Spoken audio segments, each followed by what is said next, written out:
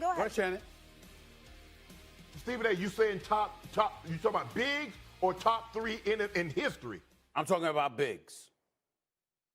Oh, okay. Yeah. Okay.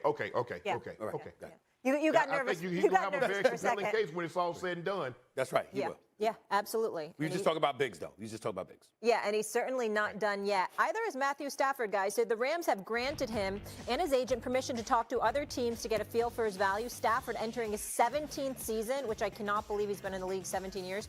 Finished 12th in QBR last season. Right, Shannon? However, the Rams can save $27 million by trading him before the June 1st deadline. Obviously, we just heard Mel. Teams like the New York Giants could potentially be interested in picking him up. Stephen A., which team would Matthew Stafford elevate to a Super Bowl contender? There's two teams that come to my mind, Shannon. It's the Steelers and it's the Dolphins. I'm going to give most of this to you because the audience needs to hear from you on this, Shay, but I will tell you this. Stafford, you know he's set to make $27 million this year, which is why there's some friction with him and the Rams. Yeah. Make no mistake about it. He deserves $50 million. In today's quarterback market, when I'm looking at some of these quarterbacks that's getting this money, Shannon, let me throw this at you. Dak Prescott, $60 million. Trevor Lawrence, Joe Burrow, Jordan Love, all at $55 million.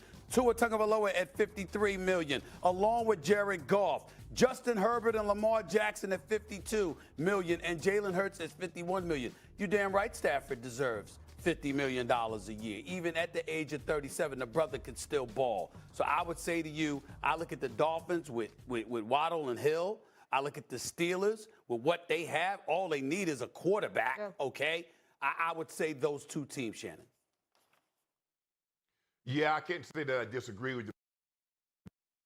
But elevate to Super Bowl contenders with the Steelers when you really only have George Pickens as your offensive threat. Now, we don't know what running back Najee Harris. You know what, I think Shannon? Warren is also a free agent. I like the Miami situation. I really do. But I don't defensively. They need to upgrade defensively. But I like Achane. I like Waddle. I like Tyreek. They have some weapons. But elevate, not the Steelers. If you make me pick right now, Stephen A., I'm going to say the Dolphins because they have more offensive potential and firepower than the Steelers.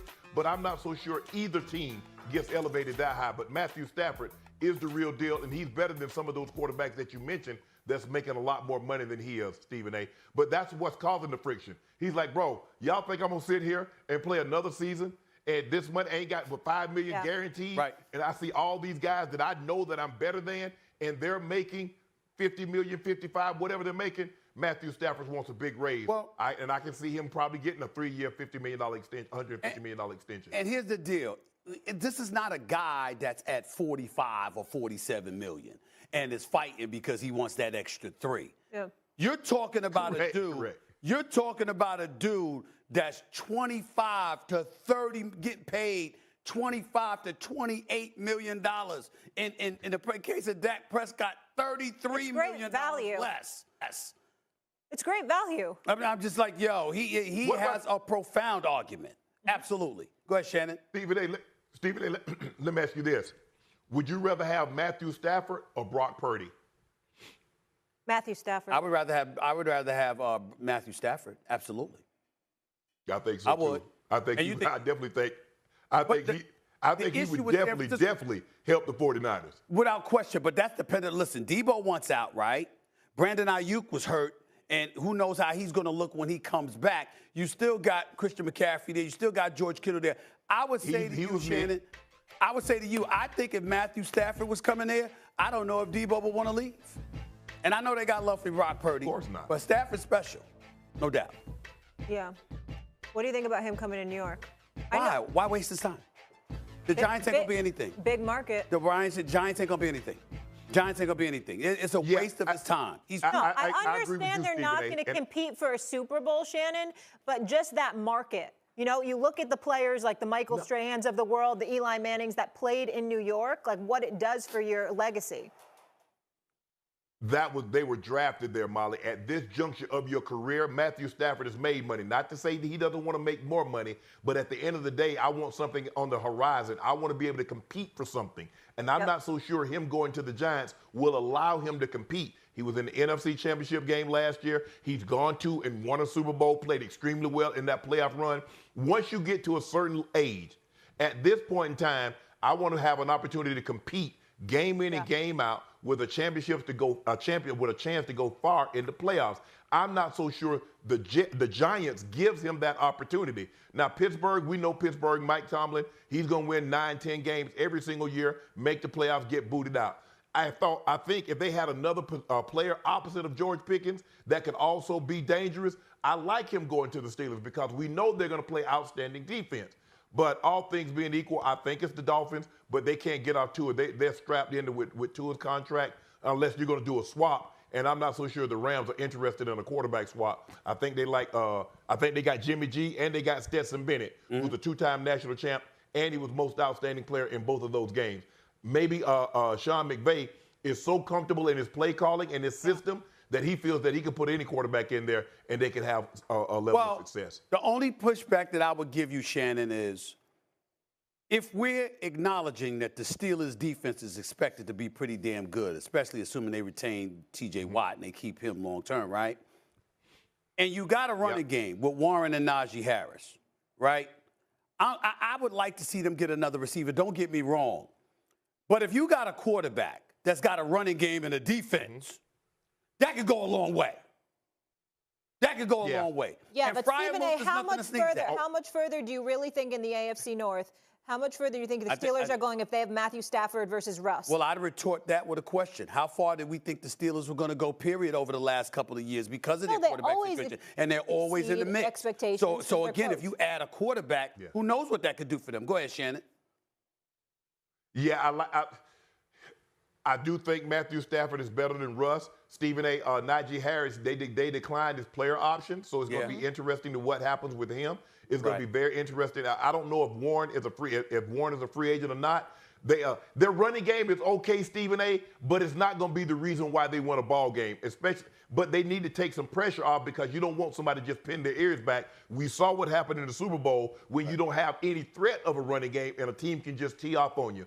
Look, I think the best situation is in L.A., but it seems to me the Rams are tired of him. It's a situation, Stephen A., that like I was in college, and my girlfriend and I, we were both sick. I was sick of her, and she was sick of me. It seems like the Rams and Matthew Stafford is running into a very similar situation. He's sick of them, and they're sick of him. I don't think they're sick of him. I think they just know they can't appease him because of his demands. They know it's warranted. They just don't want to sacrifice their future for a 37-year-old quarterback. I think that's what their situation is on the side of the Rams. I think Stafford is disgusted because you brought me here from Detroit and I delivered the goods. I brought you a Super Bowl championship. We gave the best competition to the Philadelphia Eagles this postseason, okay? I'm still a top 10 quarterback in the National Football League. And you looking at my birth certificate more than you looking at my game. That's what Matthew Stafford is saying. And I think to some degree, there's a strong level of legitimacy to that argument. I can't knock that. And then Kirk Cousins. Think about Kirk Cousins here. We know how he's been. 4 years, okay, $180 million deal, $100 million guaranteed, $45 million a year annual salary. That's $18 million more than Matthew Stafford. Okay, and Dak Prescott said $33 million more than Matthew Stafford. If I'm him, I'm sick to my stomach. You damn right. I'm going for my money, without question. But I will say the AFC North, I think, way tougher division. And if he ever ended up in New York, so is the NFC East now. The toughest. NFL market activity is heating up with a potential big signing by the Minnesota Vikings. The player in the spotlight is Jonathan Allen, a 2-time Pro Bowler who could be on his way out of the Washington Commanders. What's even more exciting is that, according to sources, the player is interested in joining the Vikings.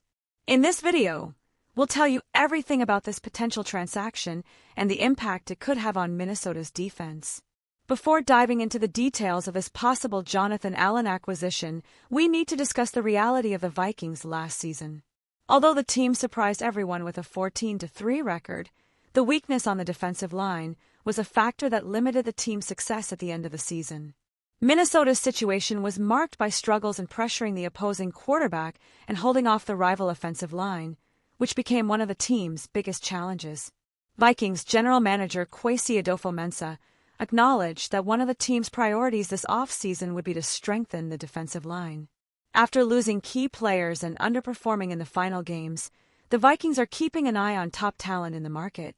Jonathan Allen fits as a strong option, not only because of his skills, but also because he could be a more affordable option, given his expiring contract and the Commanders' need to reduce costs. So, Vikings fans, what do you think of this possibility? Would Jonathan Allen be the reinforcement Minnesota's defense needs to compete equally with other NFC teams? Leave your opinion in the comments, and if you have another suggestion for this position, share it with us. Now, let's get to the main news that's exciting Vikings fans. The possibility of Jonathan Allen being traded to Minnesota could be a true game-changer for the team. Let's look at everything you need to know about this trade and the next steps for the Vikings. At 30 years old, with 401 tackles, 118 quarterback hits, and 42 sacks in 8 seasons, Jonathan Allen is one of the biggest stars of the Commanders' defense. After a season marked by injuries, he is now available for trade. But the good news for the Vikings is that Allen has shown interest in playing in Minnesota, which could be a positive sign for the trade talks. Additionally, with Allen's contract entering its final year, the acquisition cost would be relatively affordable, which is crucial for the Vikings, who don't have many picks in the draft. Jonathan Allen's arrival in Minnesota wouldn't just address an urgent need on the defensive line, but it would also strengthen the unit, which, under Brian Flores' leadership, will need to be dominant to provide greater security for the team.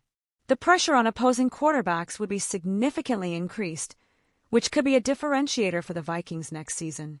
Moreover, with Allen alongside Harrison Phillips, Minnesota's defense would gain more consistency, which is essential for the team's success. What do you think? Would the Vikings' defense be even stronger with Jonathan Allen next to Harrison Phillips? Or maybe the Vikings need another piece to make it a real season contender? Leave your thoughts in the comments. That's it, folks. We'll keep an eye on this trade and what the Vikings do this offseason. Don't forget to subscribe to the channel and turn on notifications for more updates on the Vikings and everything happening in the NFL. See you in the next video.